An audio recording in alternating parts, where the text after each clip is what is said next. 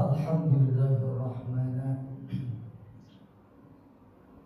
alladzi ja'ala ramadhana siyama wa wa'ada lis-sha'imina rayyana thumma arsala rasulahu bil huda qur'ana wa ja'alahu rahmatan lil alamin. Allahumma salli wa sallim ala sayyidina Muhammadin wa ala alihi wa ashabihi wa dhurriyyatihi wa asbahihi ila yaumiddin. Amma ba'du, ila hadratil kiram wa muhtaram Ketua DKM Masjid Al-Falah beserta jajaran, Bapak-bapak, para sepuh, para asatidz, jamaah kajian rutin minggu pagi yang insyaallah Allah Subhanahu wa taala rahmati. Mari kita bersyukur pada Allah Subhanahu wa taala. Alhamdulillah, sampai saat ini Allah masih menanamkan hidayah rahmat pada kita sekalian. Alhamdulillah, di bulan yang suci, di hari pagi yang mulia, kita dapat melaksanakan sholat subuh berjamaah. Mudah-mudahan pagi hari ini pagi yang terbaik di antara setiap pagi yang telah kita lakukan sholat berjamaah. Jamaah yang dirahmati Allah Subhanahu wa taala, pagi hari ini insyaallah kita akan mengaji sama-sama kitab Nasaihul Ibad, nasihat ibadah. Sebelum kita mulai kajian pagi hari ini, mari kita sama-sama membaca Al-Quran suratul Fatihah untuk mu'alim, dan dengan pembacaan Fatihah kita semoga Allah berikan kita sehat walafiat, panjang umur, lapang rezeki, dan dalam menjalani hidup kita ini selalu kita gunakan untuk ibadah kepada Allah Subhanahu wa taala. Bismillahirrahmanirrahim. Al-Fatihah.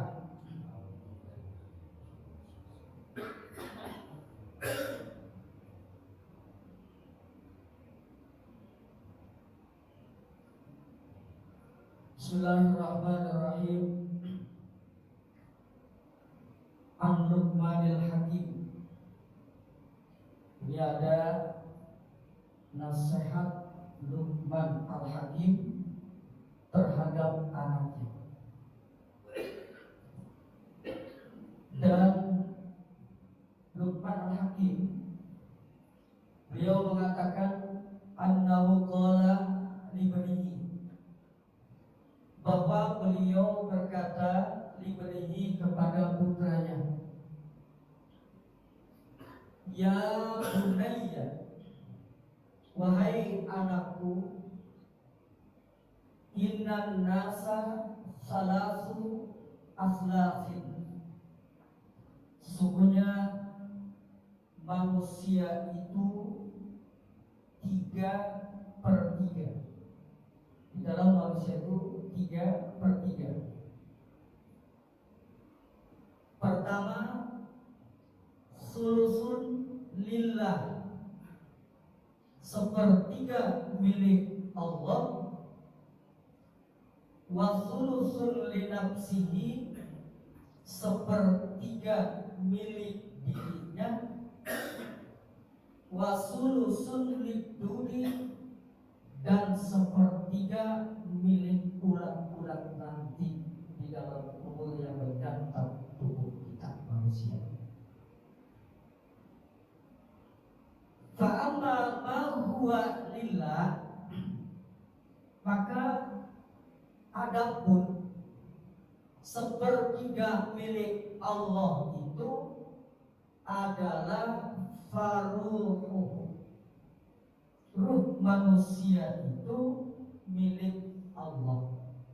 Ketika Allah mengambil ruh manusia melalui pencabutan nyawa oleh malaikat Israfil, maka manusia tubuhnya tidak memiliki ruh lagi, tidak milik Allah.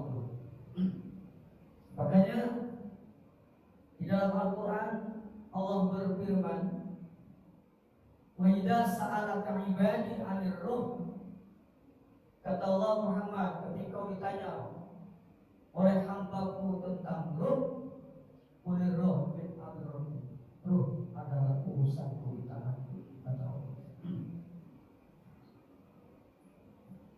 Wa amma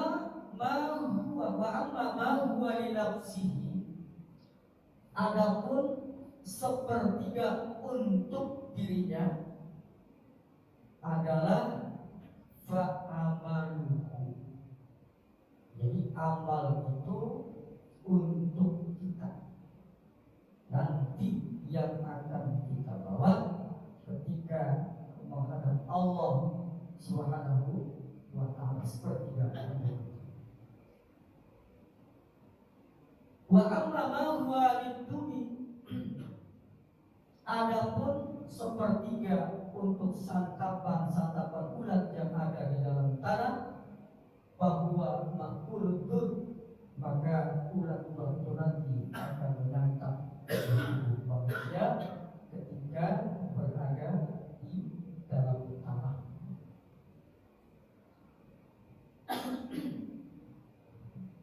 Jemaah yang dirahmati Allah Subhanahu wa taala, kemudian an Aliyin karamallahu wajhah, sahabat Rasulullah Ali karamallahu wajhah, qala, beliau berkata, salasun yazidna bil hibdi ay biddi. Kata Sayyidina Ali, ada 3 yang bisa menguatkan dalam hafalan. Sayyidina Ali mengatakan ada 3 yang membuat atau menguatkan hafalan kita. Wa yudhibnal bulghama,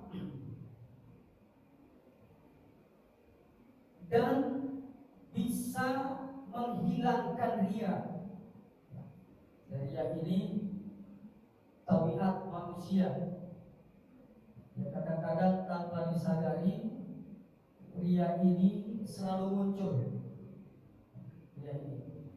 Jadi untuk menghindari hal-hal daripada ria, dari sini dijelaskan as-siwak was-saumu wa qiraatul Qur'an. Jadi kalau orang bersiwak sebelum sholat, banyak puasa sunnah, wa qiraatul Qur'an, dan banyak membaca Al-Quran, maka ketiga hal ini akan menguatkan itu untuk hafalan, menambah kuat hafalan kita, bisa menghilangkan penyakit-penyakit yang ada di dalam hati kita. Ya, selanjutnya al-ahbar, Ka'ab bin Ahbar, dari Ka'ab al-Ahbar.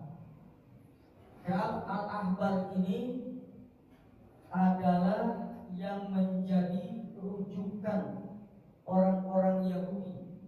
Orang-orang Yahudi ketika ada sesuatu bertanya kepada Ka'ab al-Ahbar.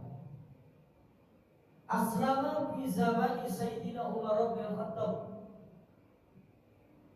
Ka'ab al-Ahbar ini masuk Islam pada masa Sayyidina Umar bin Khattab.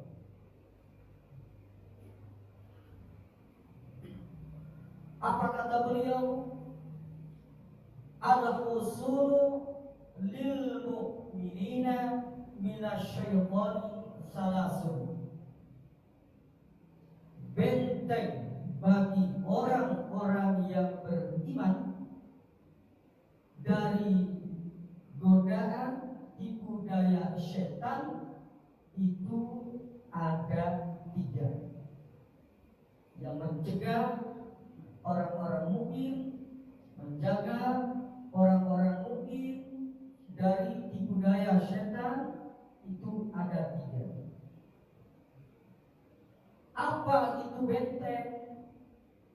Benteng adalah wal hisnu wal makanul murtafi'u alladhi yamna'ul aduwa.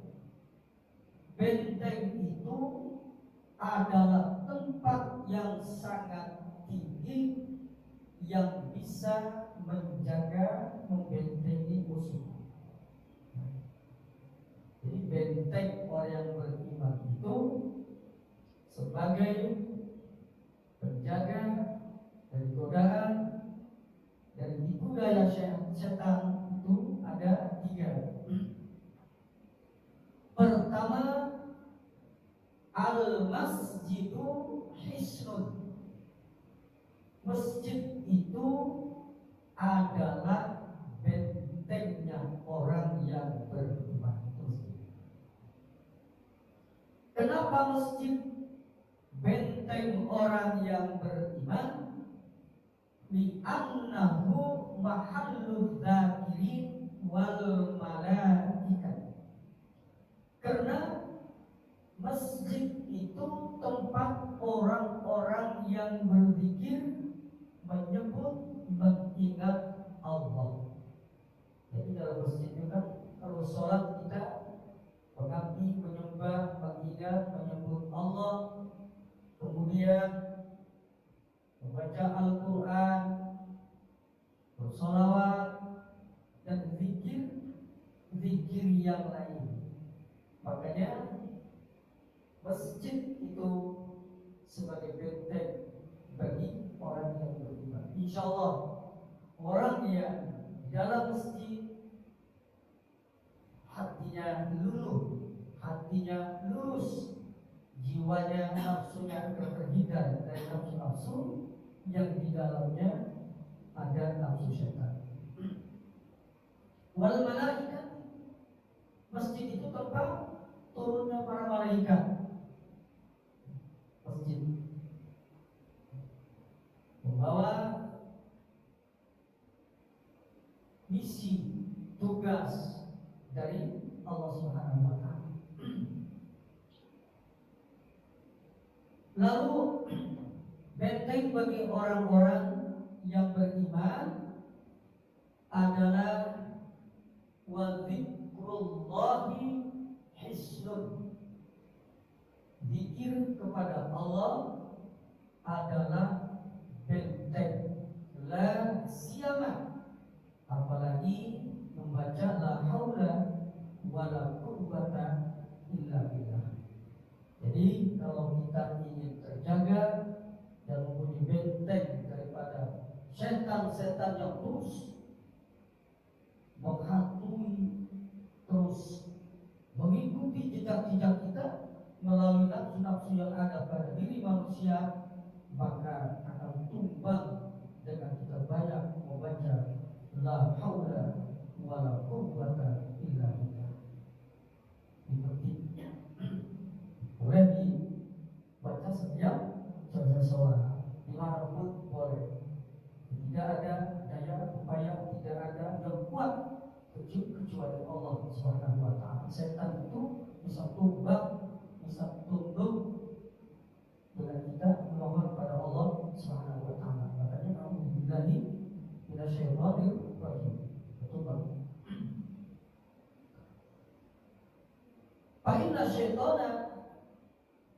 yang qabidu ayyakh tapi wa yata'akhir.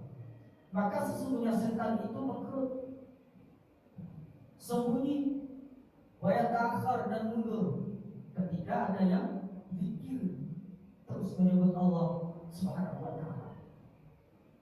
Mundur setan. Tidak sami'at Allah.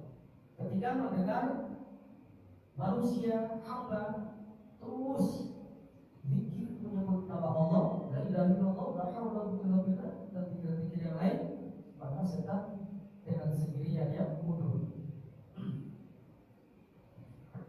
Lalu yang ketiga, sebagai benteng penjaga setan adalah wa qira'atul Qur'an hisnun. Membaca Al-Quran adalah benteng bagi orang-orang yang beriman.